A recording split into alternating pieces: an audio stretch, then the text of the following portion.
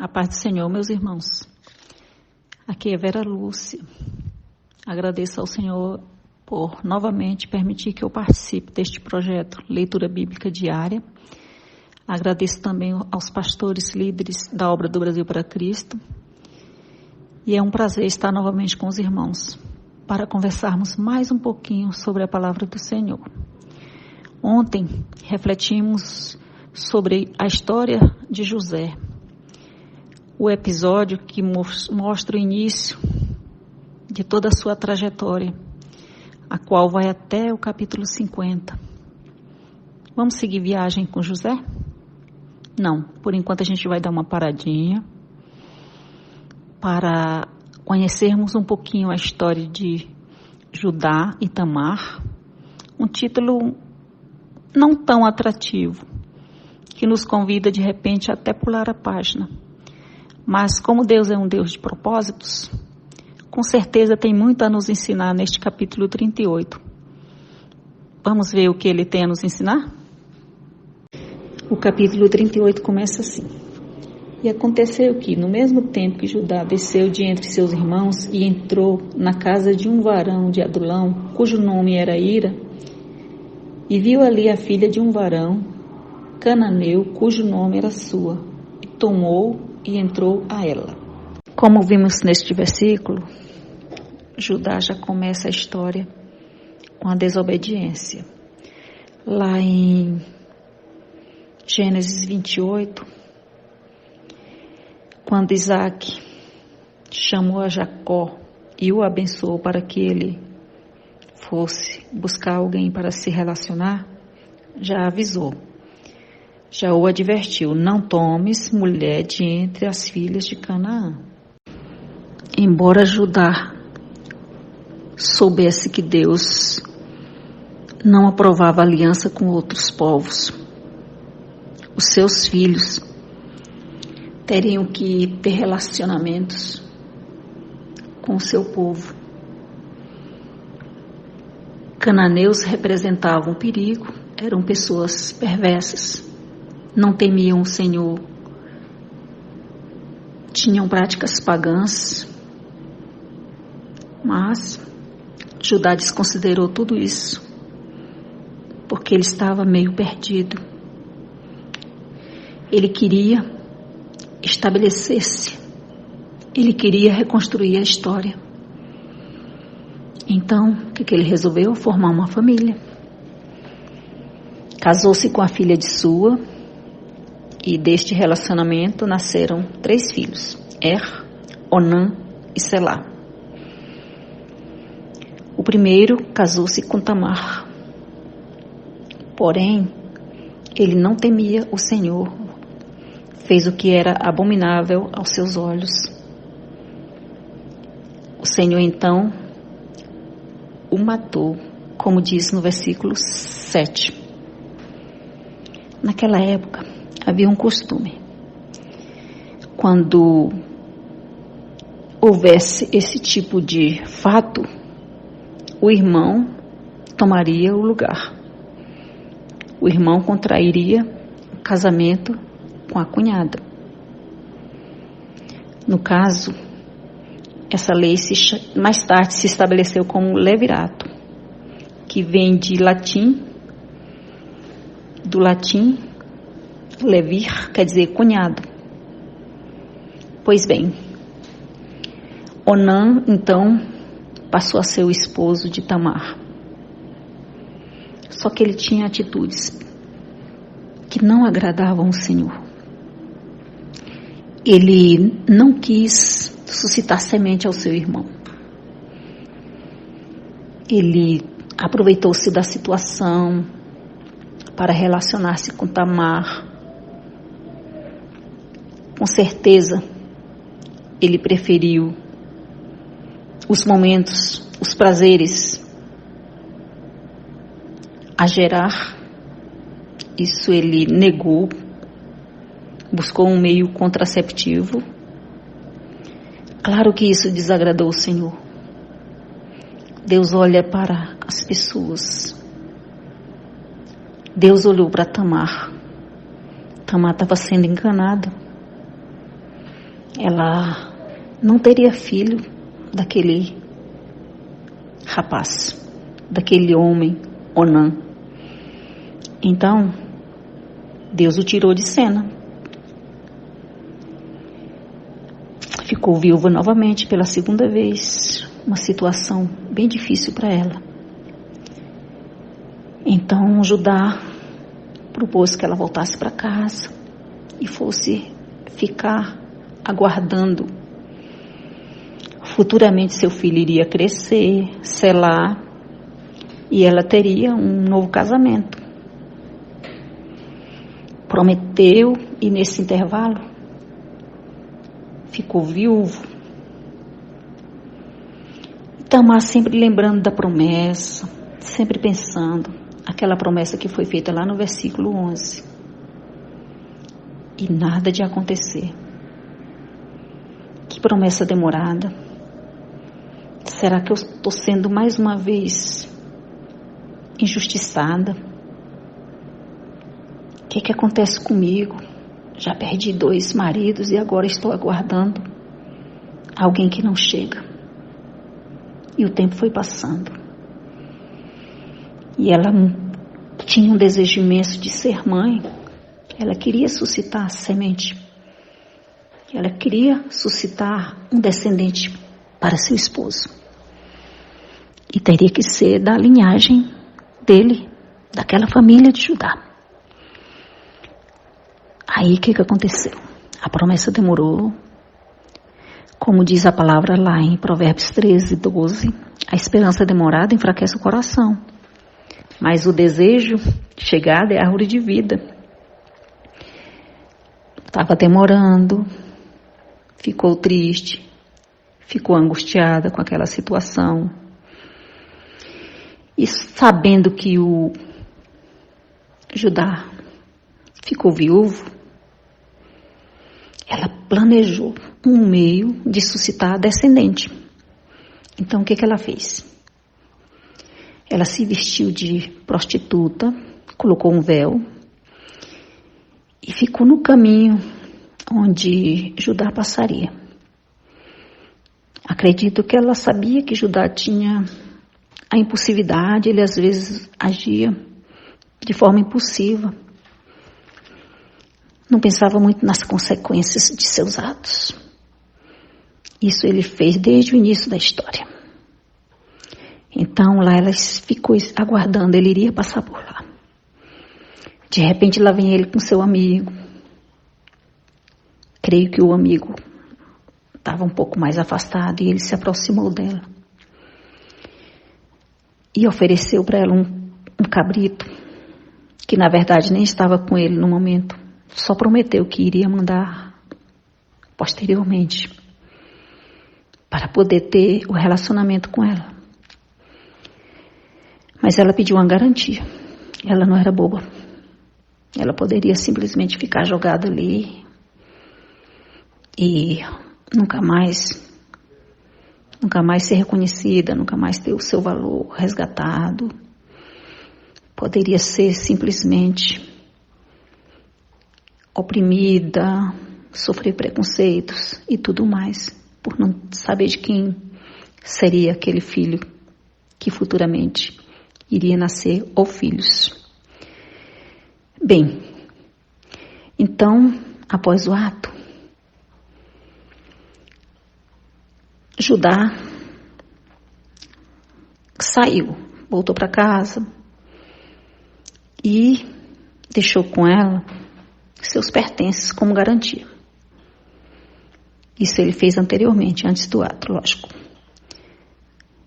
Voltou para casa e ela engravidou.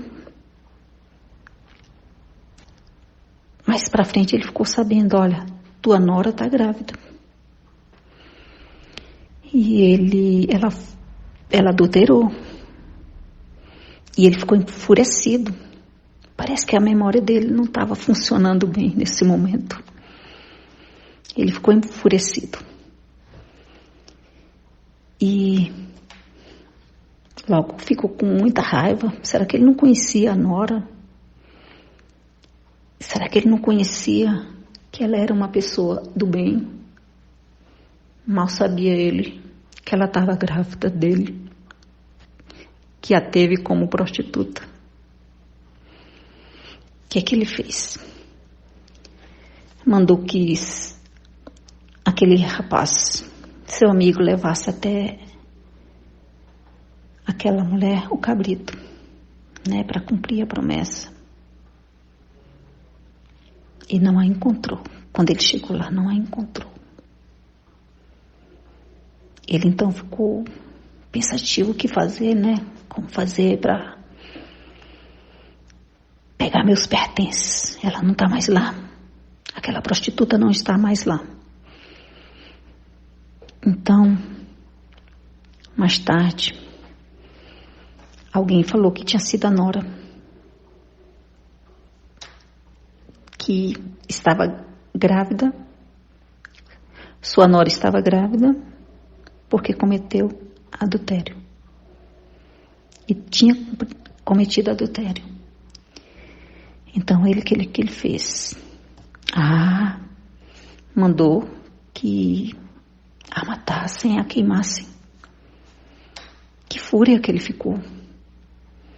Mas quando toda aquela cena estava preparada para acontecer, essa terrível situação com Tamar, Deus, que é infinito em amor e misericórdia, embora soubesse dos deslizes dela, entrou com providência. Não vai ser assim não. Eu vou livrá-la da morte. Aí veio a lembrança dela, a pessoa que eu estou sendo condenada, julgada nesse momento, é dona desses objetos aqui, Aí mostrou o cajado, o selo e todos aqueles objetos, o cordão, aquilo lá era a identidade de Judá. Nessa hora Judá ficou meio sem graça. Aí falou assim, poxa, ela é mais justa do que eu, pois eu prometi meu filho e não a dei. E agora olha que situação que ela vai enfrentar devido à minha fúria, devido a essa situação que ela entrou, devido a esse momento gerado por um impulso sexual, um impulso da minha carne, deve ter pensado ele. E assim ela foi livre da morte. Posteriormente, ele nunca mais a possuiu, lógico, nunca mais a possuiu. Só foi aquela vez mesmo em que ela se fez como prostituta. E a parte mais linda da história chega, que é o momento que nascem seus filhos, os gêmeos. No momento dela tê-los, um deles põe o bracinho para fora e a parteira, para identificá-lo, coloca uma fitinha roxa e ele volta, se mexe, o bracinho volta para a mãe, lá para o útero, né? E quem sai primeiro é Pérez, o outro filho, no versículo 29. E aqui começa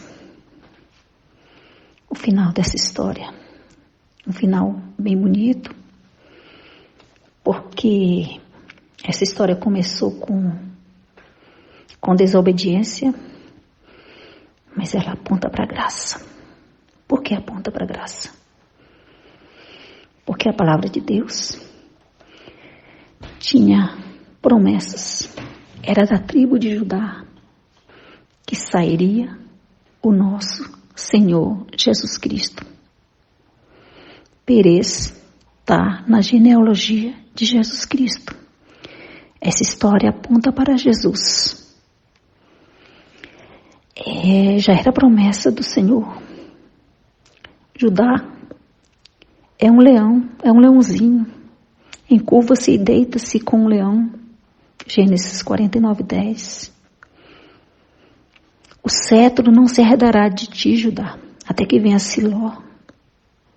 Gênesis 49:10. Quando Jacó abençoou os filhos, essas palavras foram proferidas. Jesus é o leão da tribo de Judá. Não chores, eis aqui o leão da tribo de Judá, que venceu para abrir o livro e desatar os 7 selos. Apocalipse 5:5. Então, de Judá, de Tamar, daquela mulher que fora oprimida, injustiçada, que sofreu, cometeu vários deslizes, isso não tem como negar. Saiu o ascendente de Jesus, Perez. Perez está na genealogia de Jesus, que está citada lá em Mateus 1:3. Tamar, cujo nome é Palmeira, também teve seu lugar de destaque, ou por que não lembrar, de ser lembrada. Ela também foi lembrada. Não foi só Judá. A palavra de Deus também a registra. Porque, tudo bem, vou dizer uma frase aqui que não está na Bíblia, mas alguém disse certa vez que depois de morto, o tigre deixa a pele e o homem deixa o nome. A pessoa deixa o nome. O nome de Tamar foi lembrada na história bíblica. Lá na cerimônia do casamento de Boaz com Ruth, nas bênçãos sagradas, um momento sagrado, alguém disse, o ancião disse, seja a tua casa como a casa de Perez, que Tamar teve de Judá. Olha o nome dela citado aqui, Tamar, Judá, Perez. Capítulo 4, versículo 12 de Ruth. Ela também teve seu nome em outra parte da Bíblia. Seus parentes. Ela foi bisavó da filha de Davi. Absalão teve sua trineta. Isso está registrado lá em 2 Samuel 13:1, 2 Samuel 14:27. Sabe quais eram os nomes das bisnetas e trinetas de Tamar? O seu próprio nome, Tamar. Será que ela era tão irrelevante na história sagrada? Oh, gente, tudo isso aconteceu porque a graça do Senhor atravessou essa história. O Senhor é assim. Ele é um Deus assim, que surpreende. Essa história apontava para Cristo. Essa história aponta para o nosso Salvador. Ela começou com a desobediência, mas ela termina com a graça. A palavra de Deus diz, pela graça sois salvos, mediante a fé. E isso não vem de vós, é dom de Deus. Não vem das obras para que ninguém se glorie. Irmãos, nós vivemos é pela graça do Senhor. Essa história tem seu lado, digamos assim, feio.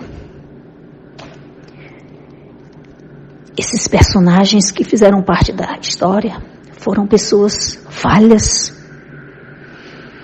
tiveram seus deslizes, suas atitudes de desobediência, tiveram posturas que o Senhor não se agradou. Claro que não. Deus não aprova o pecado. Mas onde abundou o pecado, superabundou a graça do Senhor. Assim acontece com a gente. Graça significa favor imerecido.